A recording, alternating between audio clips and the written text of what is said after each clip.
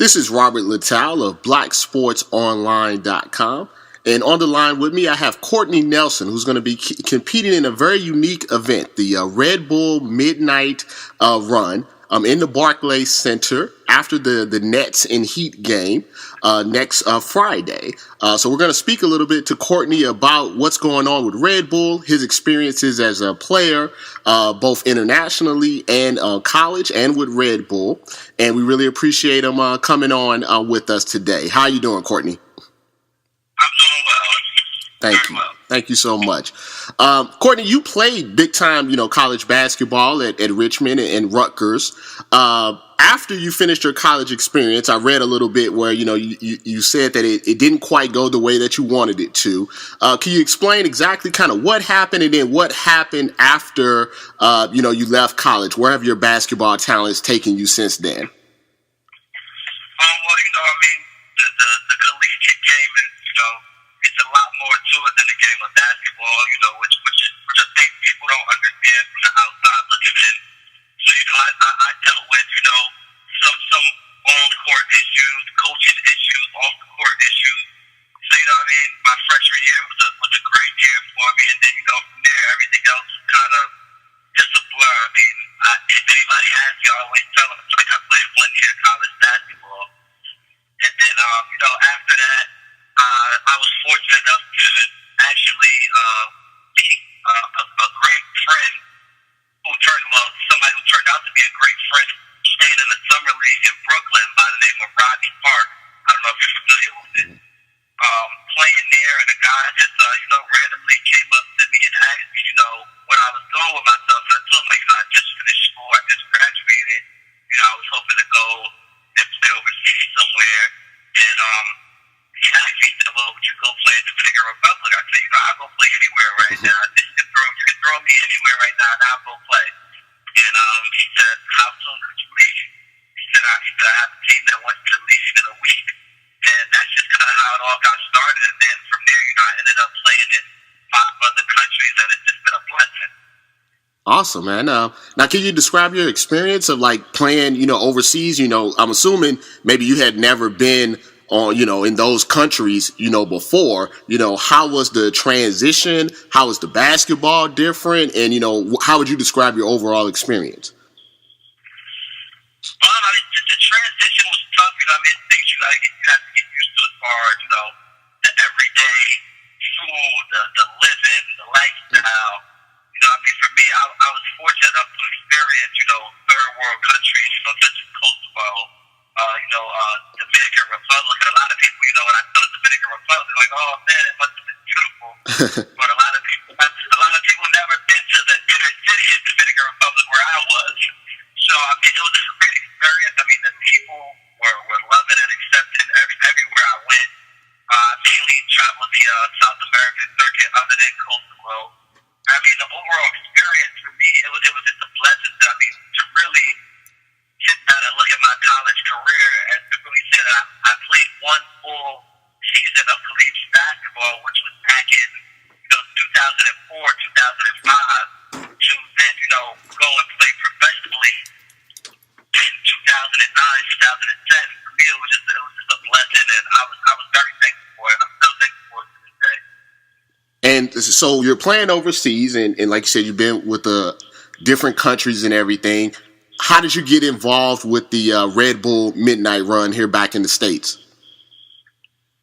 Well, a good friend of mine, one of the people who helped put it together, Brandon Smith, I know he was a part of, their team to get everything together.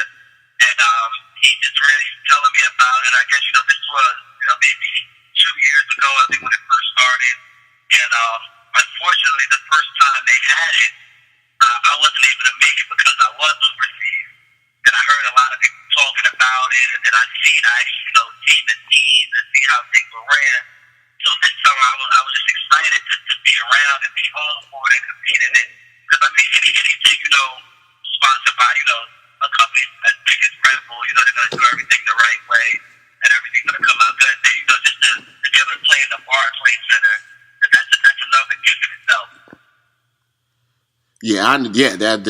Red Bull's big company, and a lot of big exposure, for you. You played high school ball in Newark, New Jersey. I know one of the things that we always hear about is, how ball is played on the playgrounds in New York City. Is there a difference in how ball is played in New Jersey from the New York ballers? Is it the same? Is it like a rivalry or competitive? What would you think about that? I think it's definitely a difference. I mean, the funny thing about me is I actually, up until high school, I grew up in New York. Mm-hmm. So I did all the, the Dyson, the Junior Rucker, and all of that coming up citywide.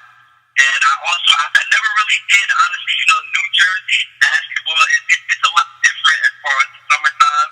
You don't really have as many guys that, like New York, that are coming home from professional basketball who ready to, go at each other. You don't have ex-NBA guys coming out there like that. So it is a big difference from New Jersey and New York. But I mean, I think high school-wise, I definitely say, a lot of people hate me for, but I always say, New Jersey, we got the best high school basketball. It's way better than New York, to me, my personal opinion. You'll start some controversy with that. I always get on the tape over that one. Now, the competition with the Red Bull Midnight Run, it started with, 800, 900, ballers, and now it's down, to the final game. So obviously you made it through a lot of, competition. In your mind, what made you stand out? How did that competition really kind of spark your juices and everything? And, what was the difference to get you to that final over all of these other guys that obviously wanted this shine as well? I think in an event like that, I played in big centers like that from high school, doing the ABCD camp, where you got, what they call, maybe the top 300 basketball players in the country. So in events like that, I was always just told to do what you do. Like, a lot of guys came out there trying to do other things, trying to impress people. And, all I just did what I did. I made open shots and baby gave easy. If you go out there and try to do too much, I mean, that's how you make yourself look crazy. So for me, it was just a matter of going out there and playing the game and just playing basketball the right way. I always told whenever you play basketball the right way, good things happen. So, I was fortunate enough to be able to make shots that day and get here. Awesome. And we talked about, or you talked about a little bit, that the finals is happening at the Barclays Center. Pretty, big game anytime, the Heat are in town, with the Nets who's struggling, but, still have their own set of stars. Who did you look up to, in the NBA when you were coming up? And do you still have, dreams of, maybe getting that call and getting that opportunity to play in the NBA? Definitely. I mean, that's been a dream. I never set a dream like, I want to play in the NBA. I always said, I want to play professional basketball. Whether it be here or in another country, I want to play professional basketball. Growing up, obviously, you always want that NBA. And, if the call was, to ever come my way, I would be ecstatic. I would definitely, go my way and definitely proceed to, make that happen. And growing up, Allen Iverson was always my favorite. I'm a small guard that always played the 1 and the 2. So to see somebody of his magnitude do the things that he did was always impressive to me. So I was always a big Allen Iverson and Steve Francis fan coming up. Yeah, I always tell people that, of course, all the commercials and everything were, I want to be like Mike and everybody, Eric Jordan and everything. But, for a lot of myself and my friends, and we're around the same age, we really could relate a little bit more to Allen Iverson on a personal level than we could like a Michael Jordan or Kobe Bryant. Did you kind of feel like that way as well? Yeah, definitely. I mean, you just look at Allen Iverson's life. I mean, where he came from, a lot of us, come from the inner city. We know the struggle. We know how it is, how hard it is just to, be considered to make it out. So, watching somebody like Allen Iverson just come at his size and just change the game with his attitude and, I'm going to do it my way and my way only. And, he succeeded at it for a very long time. So, I can definitely see why, our age and our era looked up to Allen Iverson the way we did.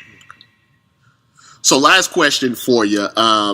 this is probably something that's going to be a new experience, for fans that stay and watch the game, especially fans that are, coming from watching, the NBA game when they stay and watch this, Red Bull final. How would you describe what you think is going to happen? And, what would you tell the fans that, hey, you definitely need to, stay after the game and watch this because it's going to be a little bit different. It's going to be interesting. How would you, promote it if you had to, speak directly to the fans about, staying and watching that final? It's one of those things where, you have to step in. You got some of the biggest cities who, every city says, they have the best basketball players, the best street ball players. So that's one of those nights where it's all going to be on display. It's a whole different game from the NBA and college and what you see on TV. I mean, this is real live, getting after it, trash talking, repping the city. It's just a whole different kind of ball game when you put, New York, LA, Chicago, DC, when you put these big cities into it, you get a whole different type of attitude and different players. And at the end of the day, everybody's not going to say that, kid, we from Chicago, we here. We from New York, we here. So it's just going to be a whole different attitude of the player that's going to make you want to stay, and that's what's going to bring the entertainment into it. Well, Courtney, we appreciate you, coming on with us. Good luck on Friday. I will be there and I'll be checking you out and everything. So I expect to see, great things from you. So once again, really appreciate you talking to us. No problem. Thank you. I can't wait to see you on Friday. Let's bring it home to New York.